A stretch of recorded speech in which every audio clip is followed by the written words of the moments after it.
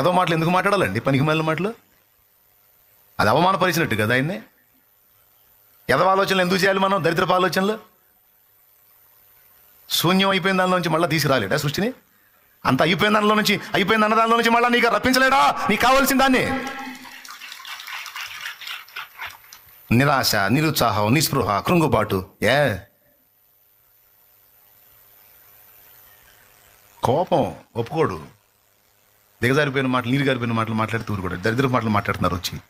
ఇన్ని కార్యాలు చూసి ఆ బలమైన బాహువు మోషే చేతికర్ర ఎత్తితే ఆ చేతికర్ర కుడి చేతి వైపున తన బలమైన బాహువును జాపి సముద్రం 2 పాయలు కొట్టిన చెయ్యి, ఆ చెయ్యి సామాన్యమైన చెయ్య. అలాంటి కార్యాలు చేసిన వాడిని పక్కన పెట్టుకొని వాళ్ళు ఇంత పొడుగున్నారని వాళ్ళని గణపరుస్తున్నారు, సమస్యని గణపరుస్తున్నారంటే వాళ్ళకి తెలియకుండా దేవుడిని తృణీకరిస్తున్నారు వాళ్ళు. అంటే దేవుడి ఎదుట సమస్యను ఎక్కువ చేశారండి వాళ్ళు. కడుపులో మండిపోయింది దేవుడికి. దరిద్రులారా మీరు అన్నట్టే జరిగింది, మీరు బోర్రాడికి అన్నాడు. మీరు అన్నట్టే జరిగిద్ది అన్నాడు. వాళ్ళు అన్నట్టు వాళ్ళకి జరిగింది.